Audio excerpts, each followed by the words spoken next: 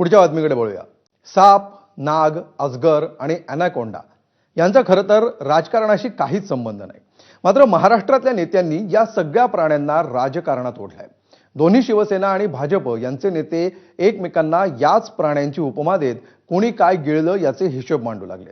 वास्तविक हे सगळे शांतताप्रिय, सरपटणारे आणि मुके प्राणी। पण या मुक्या प्राण्यांच्या नावानं महाराष्ट्राच्या राजकीय वर्तुळात मात्र चांगलीच बडबड सुरू झाली। पाहूया याचा आढावा घेणारा हा स्पेशल रिपोर्ट। पण ॲनाकोंडा म्हणजे सगळं गिळणारा साप। हे स्वतःच अजगर आहे। भस्म्या रोग माहिती आहे ना, भस्म्या रोग, तो भस्म्या रोग झालेला हा ॲनाकोंडा आहे। स्थानिक स्वराज्य संस्था निवडणुकीच्या तोंडावर महाराष्ट्राच्या राजकारणात सध्या सरपटणाऱ्या प्राण्यांचा धुमाकूळ सुरू झालाय। महाराष्ट्रात लांबलेल्या पावसानंतर आता सर्व पक्षातून साप, अजगर आणि ॲनाकोंडा असे सरपटणारे प्राणी बाहेर पडू लागलेत। याची सुरुवात झाली उद्धव ठाकरेंनी सोमवारी केलेल्या भाषणापासून। त्यांनी अमित शहांना ॲनाकोंडाची उपमा देत त्याचं कारणही सांगून टाकलं। पेंग्विन आणल्यानंतर काही पेंग्विनच्या बुद्धीची आणि उंचीची माणसं आपली टीका करते, ते सोडून द्या। पण ॲनाकोंडा म्हणजे सगळं गिळणारा साप, आणि तो आज येऊन गेला इकडे, भूमिपूजन करून गेला। त्यानं मुंबई गिळायची। बरं, गिळणार ती गिळणार, तुला कशी गिळून देतो बघतो। नाही, तुझं पोट फाडून बाहेर आलं तर नावाचं नाही।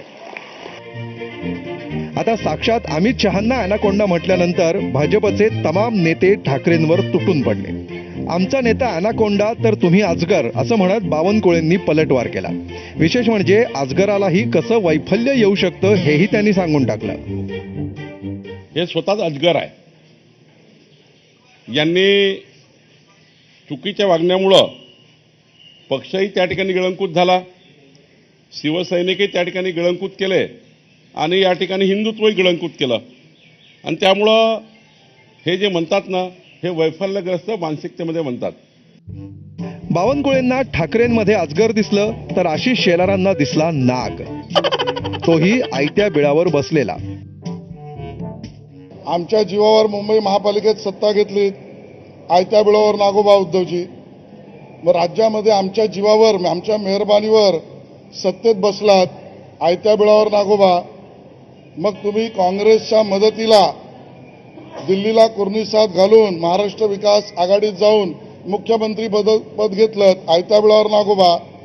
आणि आता कुठेतरी शिवतीर्थाकडे जात आहेत, हे सुद्धा आयत्या बिळावर नागोबा असं आम्ही म्हणायचं का?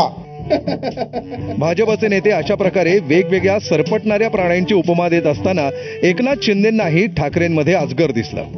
पण हे अजगर नॉर्मल भूक असणारं नव्हतं, तर ते होतं भस्म्या रोग झालेलं।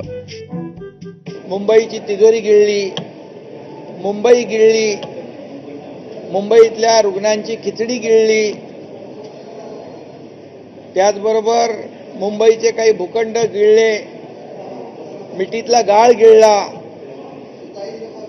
रस्त्यातला डांबर गिळला, तरी सुद्धा त्यांचं पोट भरत नाही। त्यामुळे भस्म्या रोग माहिती आहे ना, भस्म्या रोग, तो भस्म्या रोग झालेला हा ॲनाकोंडा आहे। तर मुंबईमध्ये असा ॲनाकोंडा आणि सरपटणारे प्राणी राजकारण गाजवत असताना पुणे मार्गे आणखी एका पात्राची राजकारणात एंट्री झाली। हे पात्र म्हणजे डोरेमॉन। मुरलीधर मोहोळांविरुद्धच्या लढाईतून 2 दिवसांच्या ब्रेकवर असणाऱ्या रवींद्र धंगेकरांनी भाजपचे माध्यम प्रमुख नवनाथ बन यांच्या फोटोसह एक ट्विट केलं आणि हा डोरेमॉन कोण असा प्रश्न विचारला। तर त्याला बन यांनी उत्तर देत धंगेकरांना नोबिताची उपमा देऊन फिट्टमफाट करून टाकली। साप असो, नाग असो, अजगर असो किंवा ॲनाकोंडा, सर्वांनी आता एकमेकांविरोधात फणा काढायला आणि विष ओकायला सुरुवात केली आहे। त्यामुळे जनतेचे मूळ प्रश्न मात्र सर्पदंश झाल्यासारखे बाजूला निश्चित पडू नयेत। आता आगामी निवडणुकीमध्ये मतदार यापैकी कुठल्या नागाला दूध पाजणार आणि कुणाचा फणा ठेचणार हे निकालानंतरच स्पष्ट होईल। अमोल जोशीसह ब्युरो रिपोर्ट, एबीपी माझा।